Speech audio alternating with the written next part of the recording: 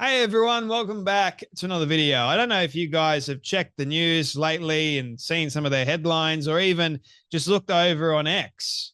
And I encourage you to do both because you're going to see a stark difference between the mainstream media, which is the enemy of the people, and X, which is for the people. And it's quite interesting to look at all the headlines that you get over on the mainstream media versus X. But it's clear to me, it may be clear to you guys as well if you've been paying attention, that the West has a significant problem, and we have imported that problem on a mass scale. Our wonderful leaders have made a way, they've opened our borders to these radical individuals that have claimed that they are peaceful, they're loving, and you know what's happened? It's become a utopia for them because our government officials, they're just wanting to pander to them. They're wanting to bow down to them, and they're also afraid of them. A peaceful, loving group of people, right? That somehow the government and the police are afraid of. I was listening to a podcast today about the grooming gangs in the UK, which will forever go down as one of the West's worst and most horrendous scandals. I can't, for the life of me, understand, aside from corruption and just pure evil, why politicians won't have a national inquiry into the grooming gangs. Aside from people that are going to be implicated in the grooming scandal, which damn well right they should be, but a vast majority of these Muslim gangs that went around R-wording and grooming these innocent girls, always happen to be white girls, is honestly despicable and disgusting. And that, my friends, is happening not just in the UK, but all over the world. Not just that, but violence, attacks. You have these evil, twisted, radicalized individuals that are going around in our Western country, and our leaders don't learn. Because then you have the so-called peaceful ones in our community that will raise their voices. We want to be heard. This is unacceptable. We can't deal with this. We can't deal with this so-called nonsense of people that are going after the Muslim community. They'll claim that it's Islamophobia. And I'm looking at that going, how can someone be Islamophobic? They've created this term, and the government has sort of made it, they've made it a law that you can't criticize Islam. You can't criticize Islamic people for some reason. But they haven't made it a law that you can't criticize Christians. You can't mock God because for them, but if you mock Muhammad, if you mock if you burn the Quran, for example, that's considered a hate crime. But if you burn the Bible or if you mock God, that's nothing. We'll leave that. You know why? Because Christians are actually peaceful. I don't see Christians running around the streets with knives trying to attack an individual that has burnt the Bible. No, because we've got Jesus on one hand that taught about love, about peace, and about respect. And you got Muhammad on the other hand, which taught anything but. You have a radicalized group of people that don't want us in our own country. They want to take over the world. And it hasn't just been happening in the 21st century, I'll have you know. This has been going on for centuries. Have you looked at the history of the Christians versus the Muslims? If you looked at the Crusades, for example, the Crusades were a classified holy war by the Pope. Really, it was just an absolute massacre. And so many people lost their lives to try and take back the Holy Land because the Holy Land was taken over by Muslims. Jerusalem, for example. And the Pope gave the warriors, I guess you could call them, or the knights, vindication. It was a holy war, they would call it. And all of these knights that had killed so many people, they thought they wouldn't be able to get into heaven. But the Pope just goes, all right, if you do this, if you go out there and you take back the Holy Land, then you'll be able to get into heaven. And so all these knights, and I know there was still corruption within them because they took it to, some of them took it like the first couple of crusades, they took it to the nth degree, right? Which is what human nature. But the Muslims kept fighting back. They kept rising up. And every time they kept rising up, they kept coming back and taking over and persecuting and crucifying the Christians. It's been going on for quite some time. Now in the 21st century, we're seeing a similar version of that. It's just not like the Crusades, per se. It's not like some of the other wars that we've been seeing, but there is definitely a war going on. I don't know if you've noticed that, where Muslim people are now protected. Notice that? I certainly have.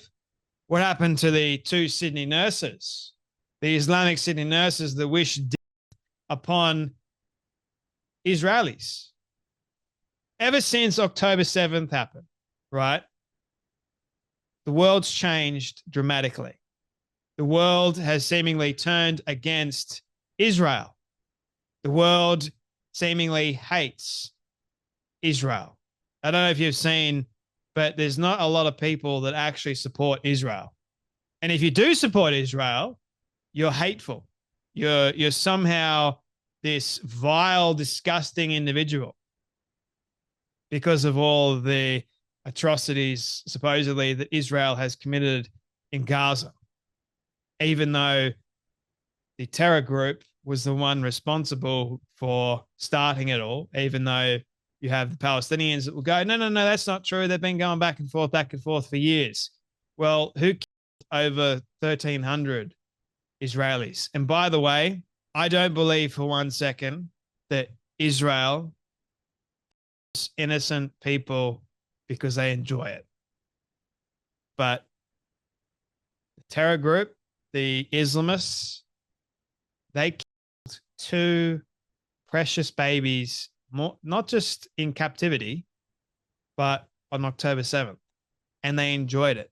And I've seen videos of radicalized Islamists that are saying that they would go into a nursery, they'll go into anywhere, and they would detonate. They would end their life as well as the lives of all that are in the room.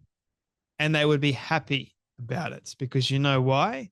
The Quran apparently tells them they're going to get however many virgins in the next life. People believe this stuff. And we've allowed them into our country. You have this belief system that is not peaceful. You have this belief system that thinks that I am not worthy. And if you criticize or if you condemn anything that they do or say, somehow you're the problem. The West is so good at the moment. The mainstream media, the politicians, they're very, very good. We're sticking up. And I saw so many politicians on X that were going, oh, this raises so many concerns about Islamophobia in our country. I'm like, what? What in the world are you talking about? These are politicians not asking further questions, just immediately, yeah, this happened and we're quick to condemn it. This should never happen in Australia. And I agree. This stuff should never happen to anyone in this country. But have you heard of the boy that cried wolf? It's very different. And I find it also interesting how it's not long after the two Islamic nurses said the vile remarks to the Israeli man. And the mainstream media, they're horrid reporting on that. But yet they're reporting on the two Muslim women that were supposedly attacked. Oh, that went nuts. Like, whoever this person is out there, like, they're vile. They're despicable. Now, to close, I want to show you this because this is the whole point of the video, to show you that Islam has taken over. So in the US, you have mega churches of Christians, right? But in the UK, you have mega mosques. Have a watch. Takbir! Takbir!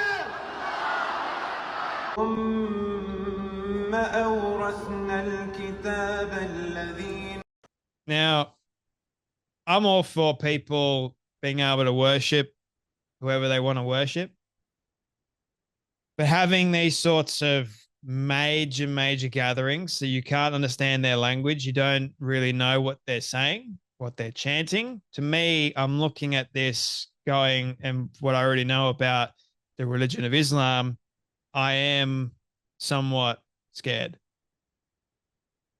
I'm looking at the headlines of randoms just going out there and attacking people on the streets and individuals, and I'm just like, what is happening? It's because our leaders don't have the spine to stop it from occurring. They want it to seem like they're all inclusive, right? But not really including our own citizens, not keeping us safe. What happened to Australians first? And again, I'm not saying that I hate Muslims. I'm not saying that I'm against Islamic individuals that I know that are peaceful, loving individuals. I'm not saying that at all, but a vast majority of them are not. And we've got to be damn well careful. Otherwise, Australia is going to fall, the West is going to fall, and they're going to take over. They already are. Just look around. You don't have to look too far to notice that the fox is already in the hen house. And how much longer is it going to be? So the video that I made the other day of that woman, which happened years ago, apparently, walking like in Lakemba, and the police officer telling her that she can't stand near a mosque because apparently she's going to be breaching the peace. How can somebody's just standing there breach the peace? It's not even your fault, but yet you're at fault. It makes no bloody sense. You're responsible for causing somebody else to react by you just standing there. So the person that has actually reacted or wants to react, they're not at fault somehow. How does that work? It doesn't. But that's what I'm talking about. You start to see the tide shift towards one group because they're so afraid of how that one group is going to react. They don't want there to be violence in the streets, right? But they know that's going to happen anyway. If we don't stand up and if we don't put a stop to it, it's exactly what's going to happen. How can you have these large groups of Islamists on the streets of Sydney at the Opera House chanting, we must, you know what, the Jews, how can they chant that and get away with it? And the Sydney police go, oh, we've got no evidence to charge anyone.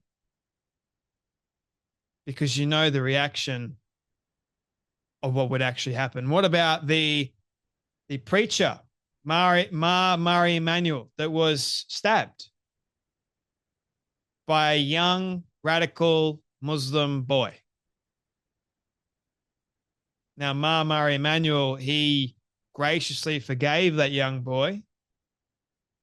But these people need Jesus. They need God. They claim to worship God, but they claim to be doing all this stuff in his name, but they've gotten it all wrong. It's all because of hate. It's not a love religion.